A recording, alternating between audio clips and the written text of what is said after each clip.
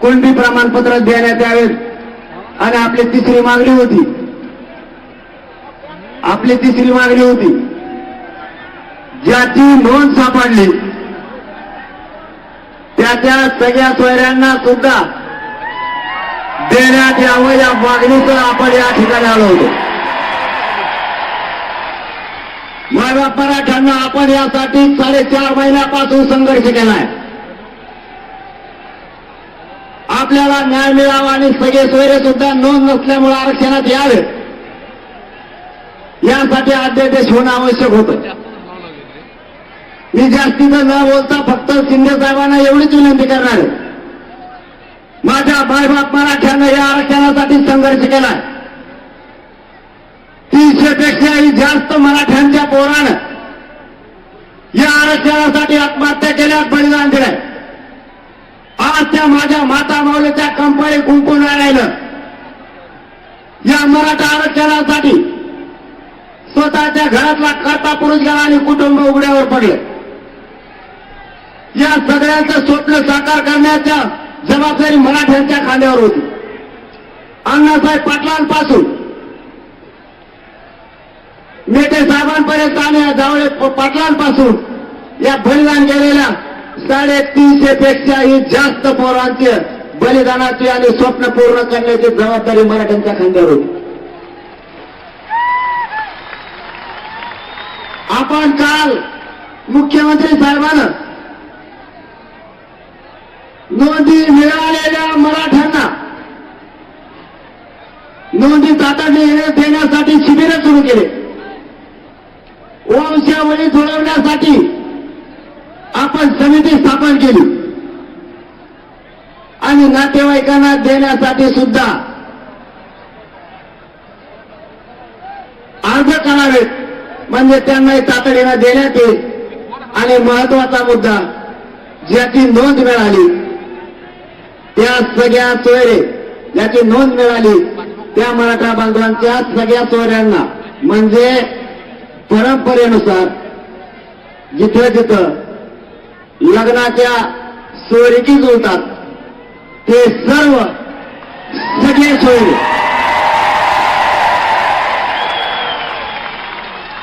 गणगोतातील सगळा सोयरा याच्या नोंद नसल्यामुळे याला देण्यात यावं. आणि मुख्यमंत्री साहेबांनी काल याचा राजपत्र आणि अध्यादेश काढला, त्याबद्दल मराठा समाजाकडून तुमचं मनापासून धन्यवाद. मराठ्यांनी खूप साहेब यासाठी ताकदीने संघर्ष केलाय. माझे मराठ्यांचे लेकरं आंतरवालीपासून निघाल्यापासून रस्त्यावर झोपले. कधी अन्न मिळालं, कधी भाकरी मिळाली नाही, मिळाली पाणी मिळालं नाही बघितलं. एकानंही माझ्यापर्यंत घरानं केलं नाही की आम्हाला अडचणी आल्या म्हणून. ज्या संघर्ष आहे त्या संघर्षाला तोंड दिलं. पण मीही या समाजाला मायबाप मानला आणि याला शब्द दिला होता, तुमची झालेली या महाराष्ट्रातली एकी आणि तुम्ही भोगलेला संघर्ष मुलगा म्हणून वायाला जाऊ देणार नाही. साहेब, माझी महाराष्ट्राच्या वतीनं फक्त तुम्हाला एकच विनंती आहे. माझी तुमच्याकडे जास्तीची विनंती अजिबात नाही, फक्त एकच आहे. जे सगळ्या सोयऱ्या, जो सगळ्या सोयऱ्यांचा आदेश झाला, लोकांना ऐकून द्या, बडबड करू नका, नाही बाहेर व्हायचं. ज्याला दिसत नाही ते शांत बसले, तुम्ही उभा राहिला तो काय करायला लागले, काय इथं लोकांना ऐकायचं नका, दिसू देऊ, ऐकून घ्या. फक्त आपल्याला 10-15 मिनिटात निघायचे. शिंदे साहेब, आमची तुम्हाला मराठा समाजाच्या वतीने फक्त विनंती, जो सगळ्या सोयऱ्यांचा अध्यादेश काढला, राजपत्र काढलंय,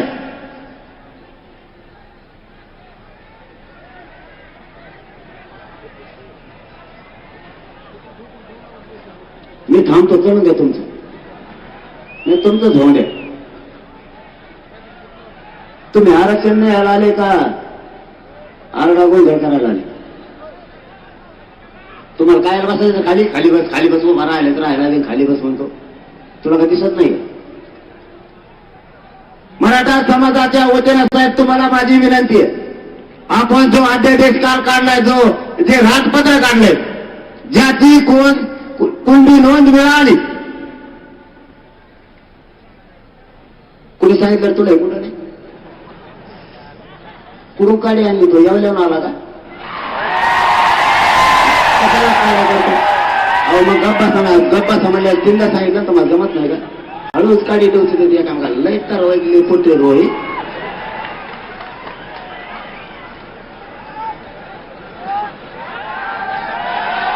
माझी तुम्हाला विनंती आहे साहेब, माझ्या मराठा समाजाच्या वतीने, कारण मराठा समाजाने हा शब्द ऐका, हे आपल्यासाठी खूप महत्वाचं आहे. म्हणून 4.5 महिने आपण यासाठी संघर्ष केला, जीवाची बाजी लावली. या उपोषणामुळे माझं शरीर सुद्धा मला साथ देत नाही. आता हे माझ्या मायबाप सगळ्या मराठ्यांना माहिती, तरी मी माझे जीवाची पर्वा न करता या मराठा समाजासाठी रात्रंदिवस झगडलोय. माझी फक्त साहेब तुम्हाला एकच विनंती आहे, हा जो अध्यादेश झालाय, हे जे राजपत्र निघालंय, ज्यांची कुणबी नोंद मिळाली त्या गणगोतातील सगळ्या सोयऱ्यांना त्याच कुणबी नोंदीच्या आधारावर कुणबी जात प्रमाणपत्र देण्यात येणार आहे. या JRच्या बाबत हा जो गुलाल उधळलाय, फक्त या गुलालाचा शिंदे साहेब अपमान होऊ देऊ नका, एवढीच विनंती आम्हाला. हा JR कायम सुरत राहायला पाहिजे. याचबरोबर आम्ही भांगे साहेबांना सुद्धा काल सांगितलं, त्यांनी दुरुस्ती करतो म्हणले. आमचं फक्त एवढंच म्हणणं आहे, ज्याची नोंद मिळाली त्याचं शपथपत्र घेऊन त्याच्या सोयऱ्याला देण्यात यावं. गृह चौकशी नंतर करावी. सध्या त्यांना प्रमाणपत्र वाटप करायला सुरुवात करा, ही शिंदे साहेबांकडे आमची विनंती आहे. अध्यादेश झालाय, यासह बाकीच्या महाराष्ट्रातल्या सगळ्या केसेस अंतरवालीसह मागे घेण्याचं शिंदे साहेबांनी कागदपत्र दिलेलं आहे, ते इथं स्वतः साक्षाला आहे. जी शिंदे समिती काम करते, मराठवाड्यात अत्यंत कमी नोंदी सापडल्यात, महाराष्ट्रभर खूप सापडल्यात. म्हणून शिंदे समितीला टप्प्याटप्प्यानं होईना 1 वर्षाची मुदतवाढ राहू द्या, तिला कंटिन्यू काम करू द्या. गोरगरीब मराठ्यांचं खूप चांगलं होईल. सध्या तिला मुदतवाढ दिली,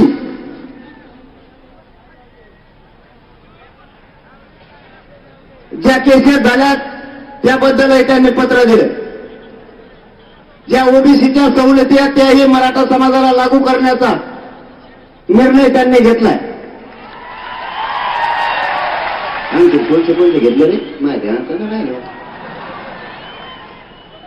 ते पोर रातभर फोन करते मला, काय झालं झोपण नाही रातभर या राटा.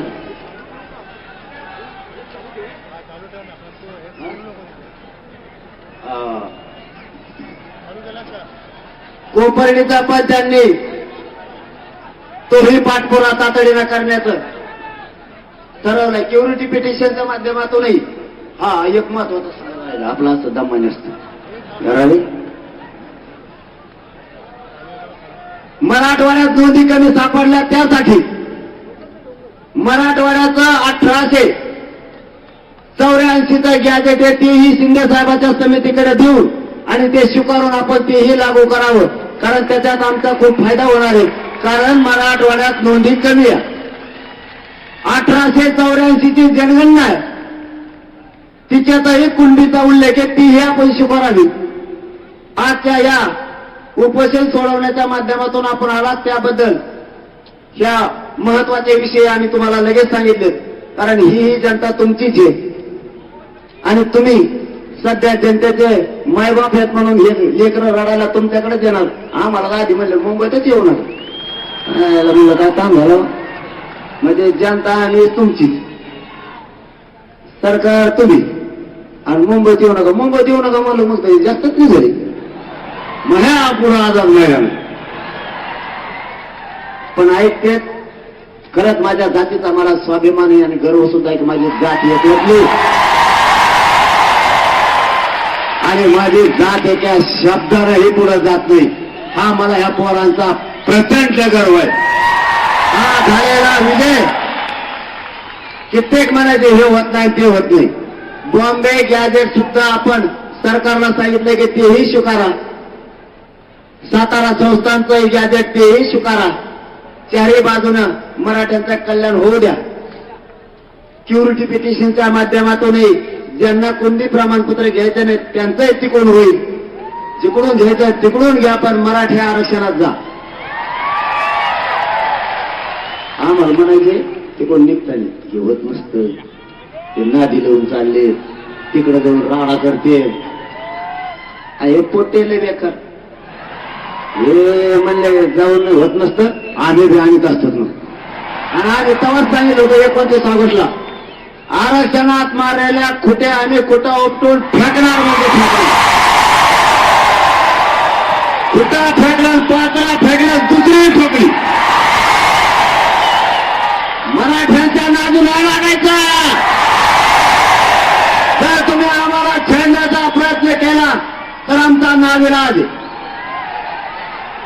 आम्ही आत्ताही गावखेड्यात ओबीसी बांधवात आणि मराठा बांधवात वाद होऊ दिला नाही आणि आयुष्यभर होऊ देणार नाही. कारण आम्ही लहान आणि छोटा भाऊ म्हणून आत्ताही गुन्हे गोविंदांनी नांदतो. साहेब आमच्या गावखेड्यात आत्ताही पद्धती एवढंच घेतो मग संकेत वाला, कारण मला लेखाचा कट बोलायची सोय आहे पहिल्यापासून. आम्ही गावखेड्यात हे आमच्यात लावतात भांडणं, हे नेती हे लग्न मुले भाले या भांडणं लावित आमचं. जेव्हा गरीब ओबीसी बांधवात आणि मराठा बांधवात, गरीब बांधवात. पण गावखेड्यातली पद्धत आता अशी आहे, लग्नाला जर कुठं ओबीसी बांधव आणि मराठा बांधव जर चालले तर दोघं 50-50 पेट्रोल टाकी देऊ गाडीला. लग्नात एकमेकाच्या वाढी दे. यांनी जर कुणाची मोटर जळाली तर हे म्हणते तुझं पीक जळू देऊ नको, माझी मोटर घे पण पाणी दे. इतकं प्रेम आमचं ओबीसी बांधवाचं मराठ्यांचं गाव खेड्याने. जर त्याने आजच्या आपासला तर उद्या हेवची आपासतो, आणि जर नाही पाजला तर कथा कच घोडेला होते एकामेकाला. इतकं प्रेम आहे त्यांचं एकमेकावर. गाव खेड्याची पद्धत आहे आमची. आणि हे येते आणि हे म्हणतात मी नेता. काय नेता यार तू? गोर गरीबात आमच्यात भांडण नको लावू. तो मोठा नेता आहे, आम्ही तुमचा आदर करतो. आमचा माणूस म्हणून विरोध नाही, हे तुमच्या विचाराला विरोध आहे. गोडच झाली याला गोडच म्हणतात ना. आता त्यांना आम्ही उलट सांगतोय तुम्ही मोठे नेते, आम्हाला तुमचा आदर आहे हे सांगतोय आम्ही या व्यासपीठावरून. मराठ्यांचा त्यांना कधीच विरोध नव्हता. मराठ्यांनी त्यांना भरघोस आयुष्यभर मदत केलेली. त्यांनी विरोध करू नये यासाठी हा विषय होता, आमच्यात वाद येऊ नये. माझ्या आता आपल्या सगळ्यांना एकच सांगणं की शांततेत वर गेलेच कसं काय मला मिळालं. कलाकारच पोटते ते तर कापडावरच जाऊन बसले. आता तुम्हाला फक्त एक विनंती, आपलं सगळं काम झालंय. आता देश टिकवण्याची आणि ती लावून धरण्याची जबाबदारी सरकारची. आम्हाला न्याय दिलाय, या गुलालाचा असाच सन्मान राहू द्या. कारण हा गुलाल ते आद्या देशाचा आहे. मराठा बांधवांना माझी हात जोडून विनंती, खाली बसा सगळे. आणखी राहिले ना मग पुढे निघाले, मग मला सोडून चालले काय? बसा खाली. मग सगळ्यांनी गाड्या दमन हाणायच्या. आपण आपल्या गावाकडे गेल्याच्या नंतर तुम्हाला काय करायचं ते करायचे.